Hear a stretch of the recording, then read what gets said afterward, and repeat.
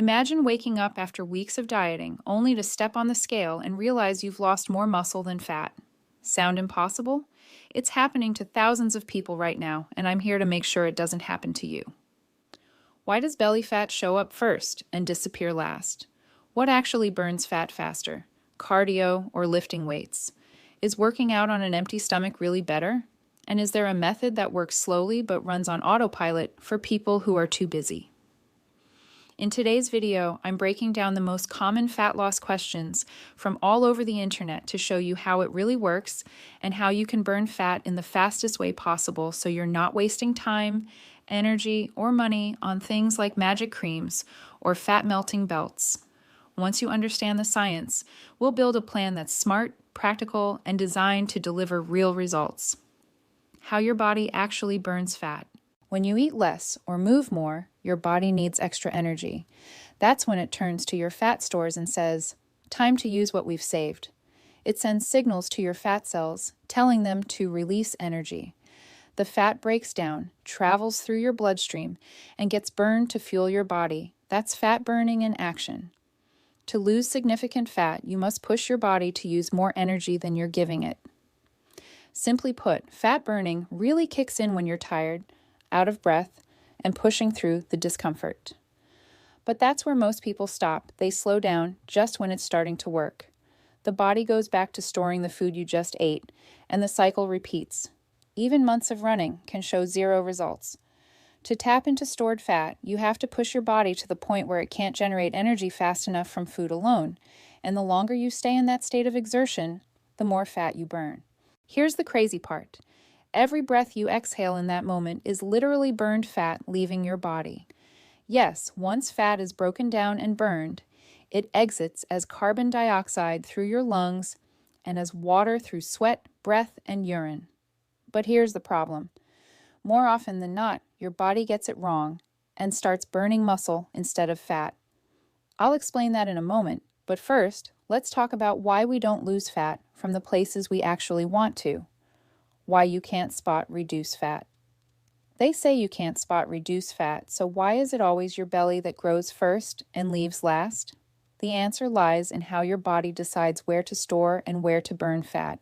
It's not random. It's based on genetics, blood flow, and hormone sensitivity. We inherit our fat-storing patterns from our parents. For men, fat tends to accumulate first in the belly and leave last. For most women, it's the hips, thighs, and lower belly that hold on the longest. But why the belly specifically? Because it has lower blood flow, which means fewer fat-burning hormone signals actually reach it. And more importantly, the belly contains more alpha-2 receptors and fewer beta-2 receptors. These receptors act like gatekeepers. When fat-burning hormones arrive and signal the need for energy, beta-2 receptors respond fast. They open the vault and release fuel. But alpha-2 receptors are stubborn. They say, "Hold on, we might need this later," and keep the vault locked. That's why belly fat is so resistant. It's biologically programmed to hang on. But here's the good news. When I walk you through the exact method to burn fat, I'll also show you how to overcome those stubborn alpha-2 receptors. Now you might be thinking, can't I just target belly fat by doing abs workouts? Not exactly. When you train your abs, you're just strengthening the muscles underneath the fat. Your body still burns fat systemically, from wherever it finds easiest to access, not necessarily where you want it to.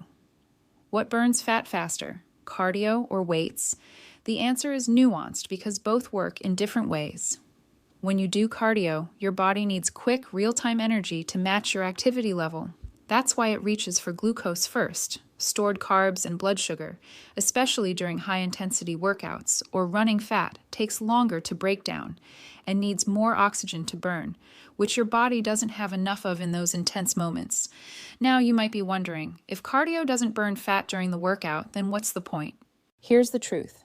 It absolutely does burn fat, but not instantly. Once you finish your cardio session, your body notices a big drop in glucose levels. That's when it kicks into recovery mode and triggers the afterburn effect. To restore balance, it starts aggressively burning fat, even while you're resting, sitting, or sleeping. When it comes to weightlifting, the story is different. It's not primarily meant to burn fat, It's meant to protect your muscle from being burned during the fat loss process, especially after cardio. When you keep your muscles active, your body recognizes their value and holds on to them. But if you don't, your body sees them as unnecessary and starts breaking them down for energy. That's why it's so important to combine both cardio and strength training in the right balance, which I'll share with you soon, if you want to lose fat while keeping that clean, sculpted shape. Should you exercise on an empty stomach? The short answer, yes, absolutely. When you work out fasted, especially first thing in the morning, your insulin levels are low, blood sugar is low, and glycogen stores are partially depleted. That means your body taps directly into its backup fuel source, fat. But here's the catch. It works best with low to moderate intensity workouts. Push too hard, and your body may switch back to burning muscle or glucose instead. With weightlifting or high-intensity interval training, working out on an empty stomach can actually backfire. You'll feel weak, lose performance, and in some cases even feel lightheaded, so it's not the best option for everyone. The smarter approach: eat something light, quick to digest, and energy boosting.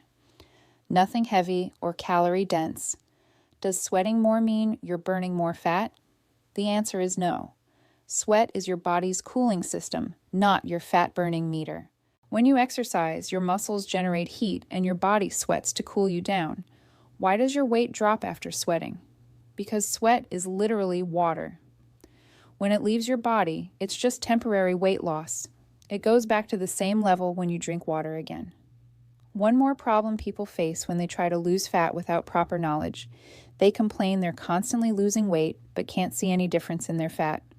Trust me, these people should meet a professional trainer as soon as possible before they cause serious harm to themselves. They have no idea what's happening in their body. They cut calories too hard, which leads to quick weight loss. But your body panics and burns muscle for energy. In this starvation state, your body tries to preserve fat even harder. The reason your body picks muscle instead of fat under stress is because these people skip strength training as well, and the body thinks muscles are useless. Also, muscles are metabolically expensive. When your body is starving, it says, "Let's get rid of muscle. It's expensive and we're not lifting heavy things anyway." Fat, on the other hand, doesn't need oxygen or maintenance and stores energy for the future. This is why crash diets are such a terrible trap people fall for. The power of proper breathing. You might be surprised, but just by breathing correctly, you can boost your fat-burning ability by up to 20%. Why? Because fat burning is literally a process of oxidation. Your body burns fat using oxygen.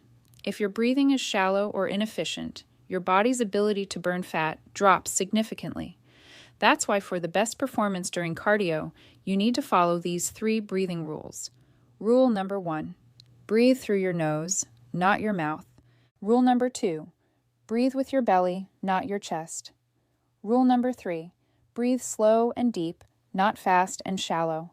And most importantly, exhale more forcefully. Your body needs to clear out carbon dioxide first to make room for fresh oxygen. Your weekly fat-burning plan. Fast results. Now that you understand how fat burning actually works, this is the perfect time to build a weekly plan that's fast, highly efficient, and carefully designed to avoid all the traps and mistakes we've talked about. Right after that, I've got one more special routine for those who are either super lazy or just too busy with work, a plan that helps you burn fat almost completely on autopilot. Here's your first plan, designed for the fastest results. Monday, high-intensity cardio. Start your week strong with a high-intensity cardio session. This could be sprint intervals, fast cycling, or aggressive hill runs. Begin with 10 minutes of steady running to warm up. Then go into 6 to 8 rounds of 1-minute sprints, each followed by a 90-second walk or slow jog. This combination rapidly drains your glycogen stores and forces your body to tap into deep fat-burning mode. Tuesday, full body weight training plus walk. Go for a full body weight training session lasting around 45 to 60 minutes. Focus on heavy compound movements like squats, deadlifts, rows, and presses. Then, right after your workout, take a 20-minute slow walk. Since your glucose stores are already depleted from lifting, This walk allows your body to switch directly into fat-burning mode, using oxygen and stored fat as fuel. Wednesday.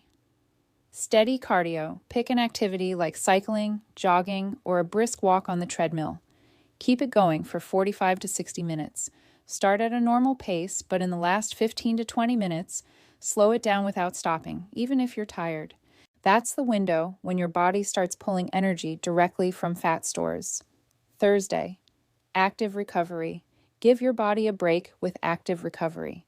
This isn't about burning calories, it's about restoring blood flow and improving oxygenation. Go for a light walk or an easy bike ride. Focus on relaxed, natural breathing and let your body reset without stress. Friday, weight training plus light cardio. Another weight training session. This time, focus on either your upper or lower body depending on your workout split. And just like before, follow it up with light cardio around 20 to 25 minutes. Saturday, long duration cardio. Aim for 60 to 75 minutes of jogging, cycling, or brisk walking.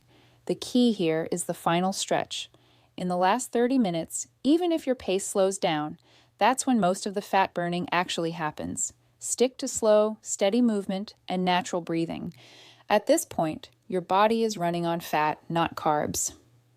Sunday, rest or gentle movement. You can take full rest or go for a gentle 15 to 20 minute walk, focused purely on recovery, deep breathing, and mental clarity.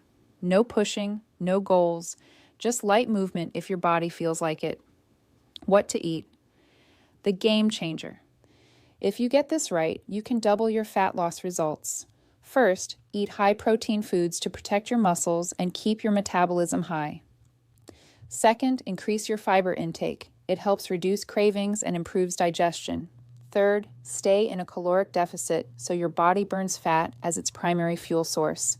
Don't forget to drink 3 to 4 liters of water every day. Now, one non-negotiable rule: avoid sugar and processed junk at all costs. Just 5 minutes of sugary indulgence can wipe out 2 days of clean effort. And finally, sleep. You must get at least 7 to 8 hours every night, no compromise.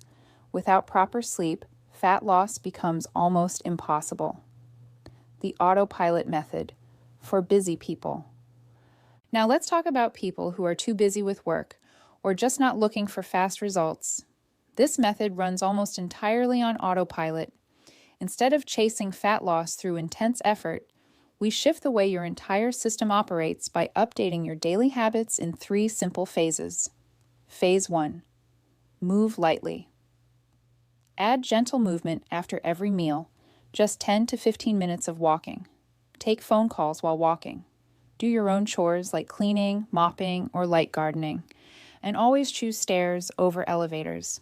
These small actions don't tire you out, but they quietly keep your metabolism active throughout the day.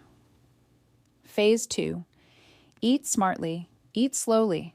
Aim for at least 15 to 20 minutes per meal. Stop eating when you're about 80% full. Make sure there's some protein in every meal. And when possible, swap refined carbs for whole grains. Phase 3. Sleep deeply. Aim for a full night of restful sleep each night. Make sure your bedroom is cool, dark, and free from distractions. Now here's the truth. This plan takes time, but the best part? It rewires your mindset. And once that happens, you'll never slip back into unhealthy patterns again. Which plan are you going to try? Drop a comment below and let me know if you're going for fast results or the autopilot method.